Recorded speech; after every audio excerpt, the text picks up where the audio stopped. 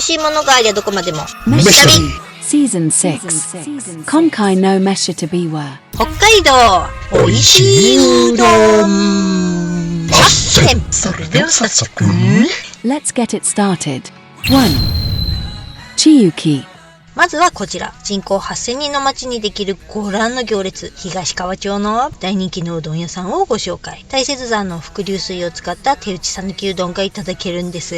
だしはいりこベースでしょうか。澄んだ味のリアル讃岐タイプの黄金スープが美味しいですね。うどんもコシがありながらも肺活量がハエ並みのおじちゃんでもスルスルスルっと食べれちゃう。ツヤツヤで綺麗。コシのあるもちもちツルツルとした喉越しね。返しは節の効いた優しいおつゆ。しょっぺがねのがいいっしょ。飲める。そしてこのごぼう天だ。ふっと、これは独特ですぞ。すりこぎ棒でもきりたんぽでもございません。極太ごぼうの一本揚げじゃ。大概薄い千切りになってるごぼう天が多いけれど、ここのは棍棒スタイル。もうたまらんわ。一度炊いてんのかな。柔らかいのよね、これが。美味しいごぼうの使い手増えてますね。ラーメンもうどんも。なあ、ラーメンにもごぼう天いいよね。もっとあればいいのにね。 2. Tereya 山の手にございます。香川のうどんはうまいぜよを教えてくれたお店ね。そうなんです。いるなんです。ここのうどんを食べて、本場香川でもうどん食べてみたい。食べに行っちゃおうかなって思うきっかけになったお店。そう、今までそば派だった私を目覚めさせてくれたお店ね。おいちゃんなんかうどんは赤いきつねかきつねどん兵衛でいいやぐらいの感じでしたからね。こちらでうどんを食べるまでは。カップラーメンカップうどん、下手なうどんより美味しいぜ。確かに。初めての時はこれでもかっていうコシの強い男らしいうどんにびっくりたまげたものです。切り盛りするお二人が坊主頭だったことも手伝い、笑っちゃうぐらいの強腰に感じましたね。香川県出身の店主さんが地元で一番美味しいと思ったお店に修行に入り腕を磨いたのだそう。そうなんだ。その高松の名店は私たちも未だに行けてないんだけど、撮影禁止なんででも食べてみたいよね。うどんだけではなく天ぷらもおでんもハイクオリティ。本場香川でこんなにちゃんとしたお店は入ったことないもんね。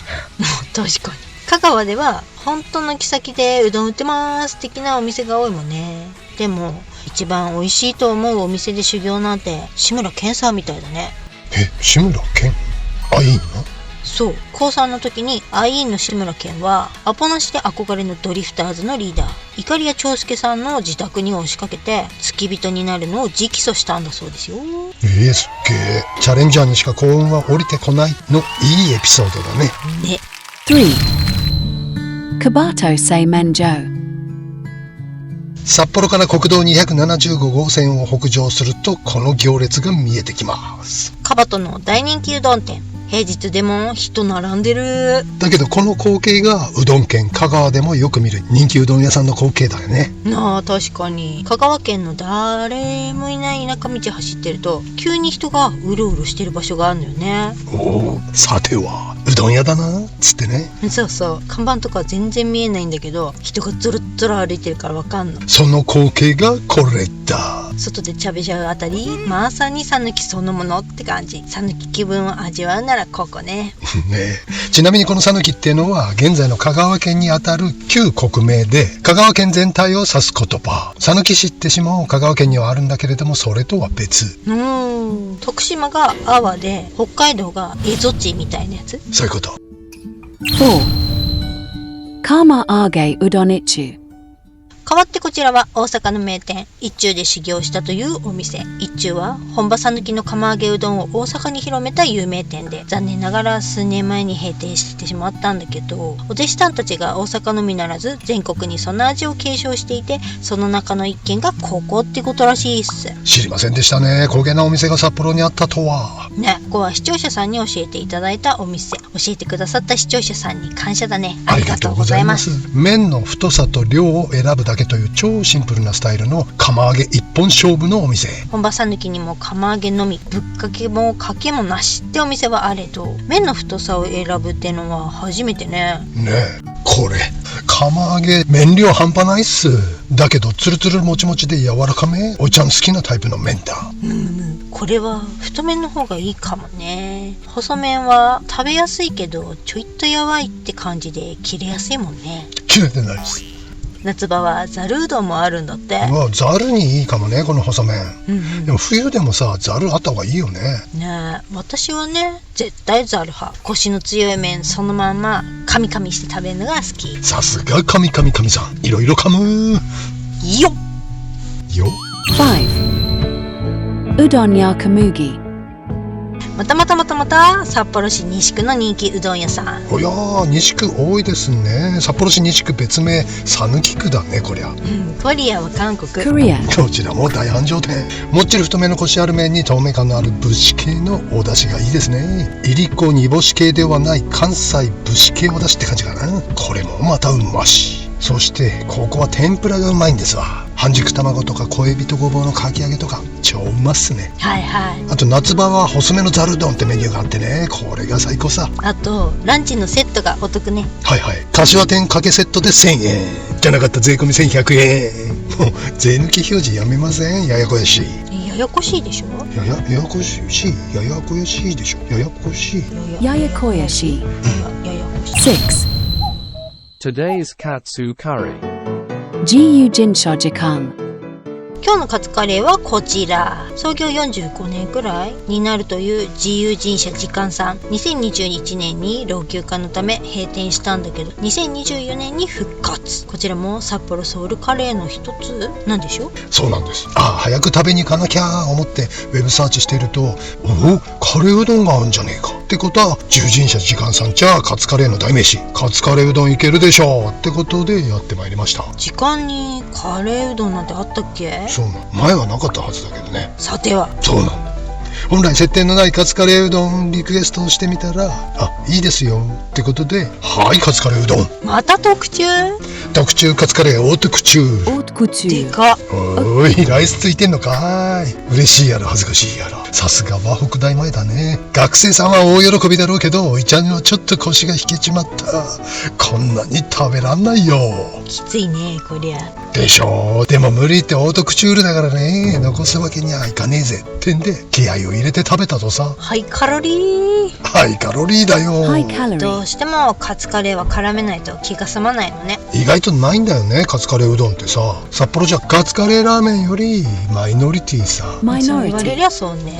最近食べたカツカレーうどんで一番美味しかったですよ、これ。例えば結構方々で意外と食べてるのよね、カツカレーうどん。そうなんだよ。最近食べたカツカレーうどん、はぁってやつばっかでさ。全部オクラ入っちゃってんだよね。そうなんだよ。だから嬉しかった。時間さんよ、再開してくれてありがとう。時間よ止まるな。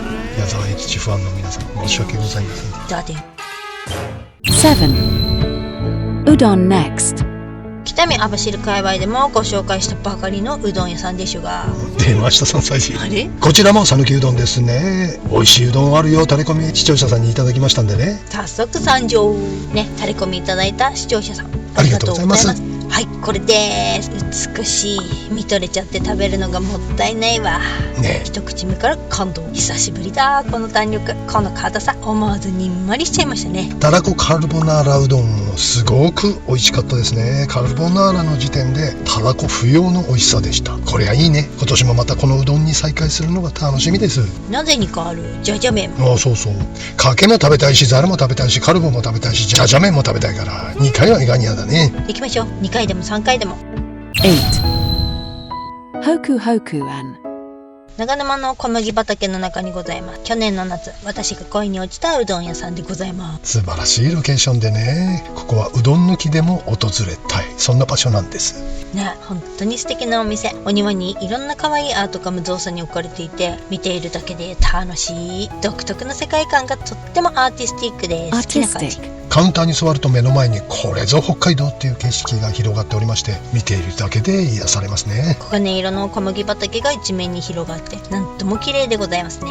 ってことで、こちらのうどんには腰を抜かしましたね。マジすごかった。かなり噛まないと飲み込めないくらい。今年もつい先月、讃岐うどん香川で12、3軒回りましたが、香川のうどん屋さんの中でも1、2を争う腰強うどん。私の老化した心配ではすすれない代物でございましたね。ちょっと大丈夫？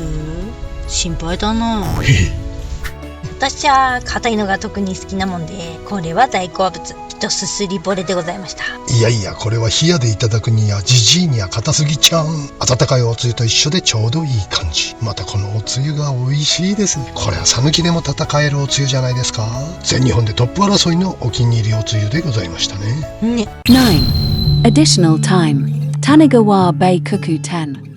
全然北海道ではありませんが、本場の美味しかったうどんをちょっとだけご紹介。はい。香川の徳島県との県境に近い山あいの川のほとりにありました感動のうどん屋さん。表彰店舗相席食堂、ゆるい感じがまたなんともいい感じ。久々の感動うどんをいただきましたね。はい、うどんはあったかいか冷たいかのみ、お出汁も返しもなし。これがこのお店の強烈な個性。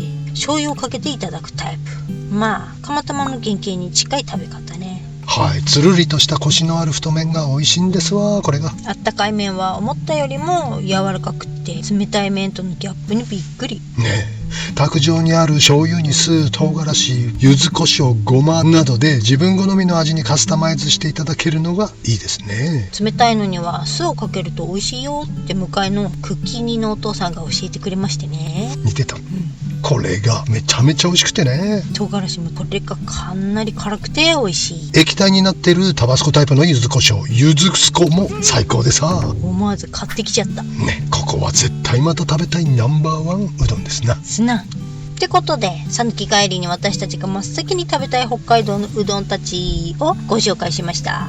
早く讃岐うどんの味を忘れぬうちに比べたいんだよね。そうなの。でも覚えてらんないの。なぜに録音はできるのに録集録味はできないのかな。日本の技術でなんとか作ってくださいな。お願いします。お願い。ソニーさん、パナソニックさん、 YouTube で映像と一緒に味もお届けできたらいいのに。ねよかったら皆さんのお気に入りうどん屋さんも教えてくださいな。え、よろしくお願いします。 Jikano Mesh Tabiwa.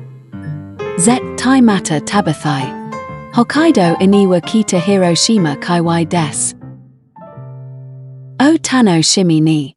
See you soon. 飯旅ではいろんな地域の動画を公開しています。